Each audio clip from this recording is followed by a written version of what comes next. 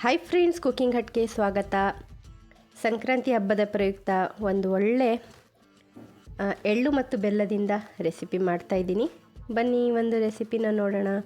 ಹಾಗೆ ನನ್ನ ರೆಸಿಪೀಸ್ ನಿಮಗೆ ಇಷ್ಟ ಆಗ್ತಾಯಿದೆ ಅಂದರೆ ದಯವಿಟ್ಟು ನನ್ನ ಚಾನಲ್ನ ಸಬ್ಸ್ಕ್ರೈಬ್ ಮಾಡ್ಕೊಳ್ಳಿ, ಲೈಕ್ ಶೇರ್ ಕಮೆಂಟ್ಸ್ ಕೂಡ ಮಾಡಿ. ಇಲ್ಲಿ ಎಳ್ಳು ಹಾಗೂ ಕಡಲೆ ಬೀಜ, ಬೆಲ್ಲ ಎಲ್ಲ ತೊಗೊಂಡಿದ್ದೀನಿ. ಇಲ್ಲಿ ಒಂದು ಕಡಾಯಿ ಇಟ್ಟಿದ್ದೀನಿ. 1 ಕಪ್ಪಷ್ಟು ಎಳ್ಳನ್ನು ಇವಾಗ ಸ್ವಲ್ಪ ಇದನ್ನು ಬೆಚ್ಚಗೆ ಮಾಡಿಕೊಂಡ್ರೆ ಸಾಕಾಗತ್ತೆ. ಸ್ವಲ್ಪ ಇದು ಗರಿಗರಿಯಾಗಿ ಈ ಥರ ಆಗೋವರೆಗೂ ಇದನ್ನು ಹುರಿದುಕೊಳ್ಳೋಣ. ಇಷ್ಟಾದರೆ ಸಾಕು. ಇದನ್ನು ಇವಾಗ ಒಂದು ಪ್ಲೇಟ್ಗೆ ತೆಗೆದಿಟ್ಟಿದ್ದೀನಿ. ಹಾಗೆ ಕಡಲೆ ಬೀಜ ಕೂಡ ಹುರಿದುಕೊಂಡಿದ್ದೀನಿ. ಇದೆರಡನ್ನು ಇವಾಗ ನಾವು ತರ್ತರಿಯಾಗಿ ರುಬ್ಕೊಳ್ಳೋಣ. ಒಂದು ಮಿಕ್ಸಿ ಜಾರನ್ನು ತೊಗೊಂಡಿದ್ದೀನಿ. ಹಾಗೆ ಇದಕ್ಕೆ ಇದನ್ನು ಹಾಕಿ ಸ್ವಲ್ಪ ಕ್ರಷ್ ಮಾಡಿಕೊಂಡ್ರೆ ಸಾಕು. ಜಾಸ್ತಿ ಇದು ಮಾಡಬೇಕಂತ ಏನಿಲ್ಲ, ಸ್ವಲ್ಪ ಲೈಟಾಗಿ ಕ್ರಷ್ ಮಾಡ್ಕೊಳ್ಳೋಣ ಇದನ್ನು. ಆವಾಗ ನಮ್ಮ ಚಿಕ್ಕಿ ತುಂಬ ಚೆನ್ನಾಗಿ ಬರುತ್ತೆ. ಬರ್ಫಿ ಮಾಡ್ತಾಯಿದ್ದೀನಿ ಆ್ಯಕ್ಚುಲಿ ನಾನು. ಇದರಲ್ಲಿ ಹಾಕಿ ಮಿಕ್ಸಿಯಲ್ಲಿ ರುಬ್ಕೊಂಡಿದ್ದೀನಿ ಇದನ್ನು. ಇಲ್ಲಿ ಸ್ವಲ್ಪ ಎಳ್ಳನ್ನು ಹಾಗೆ ಇಟ್ಟಿದ್ದೆ ಅಲ್ಲ, ಅದರಲ್ಲೇ ಈ ಒಂದು ಮಿಕ್ಸಿ ಮಾಡ್ಕೊಂಡಿರೋಂಥ ಎಳ್ಳು ಮತ್ತು ಕಡಲೆ ಬೀಜನ ಹಾಕ್ತಾಯಿದ್ದೀನಿ. ಸ್ವಲ್ಪ ಪೌಡ್ರ್ ಮಾಡ್ಕೊಂಡಿದ್ದೀನಿ ನೋಡಿ, ಈ ಥರ. ಹಾಗೆ ಇಲ್ಲಿ ಇದಕ್ಕೆ 1-2 ಸ್ಪೂನಷ್ಟು ಹಾಲಿನ ಪುಡಿಯನ್ನು ಸೇರಿಸ್ಕೊಳ್ತಾ ಇದ್ದೀನಿ. ಹಾಲಿನ ಪುಡಿ ಬದಲಾಗಿ ನೀವು ಇಲ್ಲಿ ಡ್ರೈ ಕೊಕೊನೆಟ್ ಪೌಡ್ರ್ ಬರುತ್ತಲ್ಲ, ಒಣಕೊಬ್ಬರಿ ತುರಿ, ಅದನ್ನು ಸಹ ಇಲ್ಲಿ ಬಳಸ್ಬೋದು. ಹಾಲಿನ ಪುಡಿ ಇಲ್ಲ ಅಂದರೆ ಡ್ರೈ ಕೊಕೊನೆಟ್ ಪುಡಿ ಇದ್ದರೆ ಅದನ್ನು ಸಹ ಇಲ್ಲಿ ಹಾಕ್ಕೊಳ್ಳಿ. ಅಥವಾ ಬಾದಾಮಿಯನ್ನು ಪುಡಿ ಮಾಡಿಕೊಂಡು ಸಹ ಇಲ್ಲಿ ನೀವು ಹಾಕ್ಬೋದು. ಇಲ್ಲಿ ಒಂದು ಟ್ರೇಯನ್ನು ನಾನು ತುಪ್ಪವನ್ನು ಹಾಕಿ ಗ್ರೀಸ್ ಮಾಡಿ ಇಡ್ತಾಯಿದ್ದೀನಿ. ಮೊದಲಿಗೆ ಇದಕ್ಕೆ ನಾವು ನಮ್ಮ ಮಿಶ್ರಣವನ್ನು ಹಾಕೋಣ. 1 ಕಪ್ಪಷ್ಟು ಬೆಲ್ಲ, 1 ಕಪ್ಪು ಎಳ್ಳನ್ನು ತೊಗೊಂಡಿದ್ದೆ, ಅದಕ್ಕೆ 1 ಕಪ್ಪು ಬೆಲ್ಲನ ತೊಗೊಂಡಿದ್ದೀನಿ. ಒಂದು ಸಣ್ಣ ಚಮಚದಲ್ಲಿ 1 ಚಮಚ ನೀರನ್ನು ಹಾಕ್ಕೊಂಡಿದ್ದೀನಿ. ಅಷ್ಟು ನೀರು ಹಾಕಿದ್ರೆ ಸಾಕಾಗತ್ತೆ. ಇವಾಗ ಬೆಲ್ಲವನ್ನು ಕರೆಸ್ಕೊಳ್ಳೋಣ.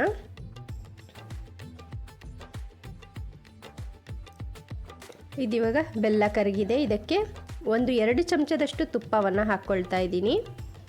ತುಪ್ಪ ಹಾಕಿದಾಗ ಬರ್ಫಿ ತುಂಬ ಸಾಫ್ಟಾಗಿ ಚೆನ್ನಾಗಿ ಬರುತ್ತೆ. ಹಾಗೆ ಫ್ಲೇವರ್ ಕೂಡ ತುಂಬ ಚೆನ್ನಾಗಿ ಬರುತ್ತೆ. ಹಾಗೆ ಇದಕ್ಕೆ ಏಲಕ್ಕಿ ಪುಡಿಯನ್ನು ಹಾಕ್ಕೊಳ್ತಾ ಇದ್ದೀನಿ. ಹಾಕ್ಕೊಂಡು ಮಿಕ್ಸ್ ಮಾಡ್ಕೊಳ್ಳೋಣ. ಇದಿವಾಗ ಆಗ್ತಾ ಇದೆ. ಇದು ನೋಡಿ, ಚೆನ್ನಾಗಿ ಬಬಲ್ಸ್ ಎಲ್ಲ ಬರ್ತಾ ಇದೆ. ಇವಾಗ ಕುದೀತಾ ಇದೆ.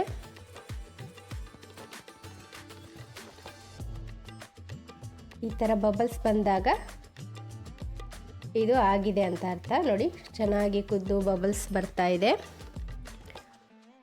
ಇದಾದಮೇಲೆ ನಾವು ಮಾಡಿರುವಂಥ ಮಿಶ್ರಣ ಇದಕ್ಕೆ ಹಾಕ್ಕೊಂಡು ಕಲಿಸ್ಕೋಬೇಕಾಗತ್ತೆ. ಇಲ್ಲಿ ನಾನು ನೋಡ್ತಾ ಇದ್ದೀನಿ, ಸ್ವಲ್ಪ ಈ ಥರ ನೀರಲ್ಲಿ ಹಾಕಿದಾಗ ಒಂದು ಕಡೆ ಕೂತ್ಕೊಂಡು ಈ ಥರ ಉಂಡೆ ಥರ ಆದರೆ ಸಾಕು. ಇವಾಗ ಇದಕ್ಕೆ ನಾವು ಮಾಡಿರುವಂಥ ಪುಡಿಯನ್ನು ಹಾಕೋಣ. ತುಂಬ ಟೇಸ್ಟಿಯಾಗಿ ತುಂಬ ಚೆನ್ನಾಗಿರುತ್ತೆ. ಡಿಫ್ರೆಂಟಾಗೂ ಸಹ ಇದೆ. ಮನೆಯಲ್ಲಿ ಒಂದು ಸತಿ ಟ್ರೈ ಮಾಡಿ, ತುಂಬ ಚೆನ್ನಾಗಿ ಬರುತ್ತೆ. ಹಾಗೆ ನನ್ನ ಚಾನಲ್ ದಯವಿಟ್ಟು ಸಬ್ಸ್ಕ್ರೈಬ್ ಮಾಡ್ಕೊಂಡು ನೋಡಿ ಅಂತ ಕೇಳ್ಕೊಳ್ತಾ ಇದ್ದೀನಿ. ಇದನ್ನು ಮಿಕ್ಸ್ ಮಾಡ್ತಾಯಿರಿ. ಸ್ಟವನ್ನು ನಾನು ತುಂಬ ಸಿಮ್ಮಲ್ಲಿ ಇಟ್ಕೊಂಡು ಇದನ್ನು ಮಿಕ್ಸ್ ಮಾಡ್ಕೊಂಡಿದ್ದೀನಿ. ಇಷ್ಟಾದರೆ ಸಾಕಿದು. ಈ ಥರ ಮುದ್ದೆ ಥರ ಆಗೋದ್ರೆ ಸೆಟ್ ಆಗುತ್ತೆ. ಸೊ ಇವಾಗ ಆಫ್ ಮಾಡಿ ನಾನು ಇದನ್ನು ತೆಗಿತೀನಿ. ಈ ಥರ ಮುದ್ದೆ ಥರ ಆಗಿಬಿಟ್ರೆ ಸಾಕು. ಇದನ್ನು ಇವಾಗ ಟ್ರೇಗೆ ಹಾಕ್ಕೊಳ್ಳೋಣ. ಹಾಕ್ಕೊಂಡು ನಾನು ಕಟ್ ಮಾಡ್ಕೊಳ್ತೀನಿ.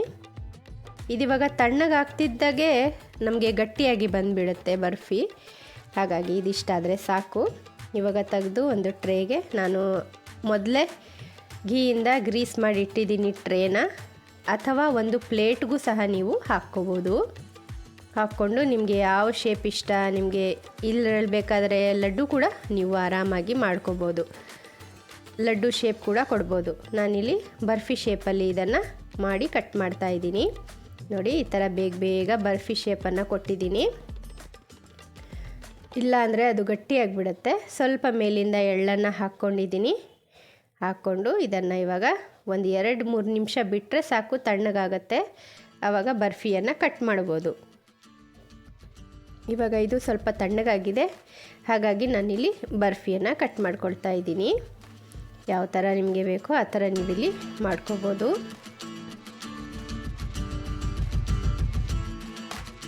ತುಂಬ ಈಸಿಯಾಗಿ ತುಂಬಾ ಬೇಗ ಕೂಡ ಮಾಡ್ಬೋದು. ನಮ್ಮ ಬರ್ಫಿ ರೆಡಿಯಾಗಿದೆ. ಹ್ಯಾಪಿ ಮಕರ ಸಂಕ್ರಾಂತಿ. ಒಂದು ಹೆಲ್ದಿ ಹಾಗೂ ಟೇಸ್ಟಿಯಾಗಿರುವಂತಹ ಎಳ್ಳಿನ ಬರ್ಫಿಯನ್ನು ಮನೆಯಲ್ಲಿ ಟ್ರೈ ಮಾಡಿ ನೋಡಿ ಎಷ್ಟು ಚೆನ್ನಾಗಿ ಬಂದಿದೆ ಅಂತ, ಸಾಫ್ಟಾಗಿ. ಮತ್ತೆ ಸಿಗ್ತೀನಿ ಇನ್ನೊಂದು ಹೊಸ ರೆಸಿಪಿಯೊಂದಿಗೆ. ಅಲ್ಲಿವರೆಗೂ ಟೇಕ್ ಕೇರ್, ಬಾಯ್.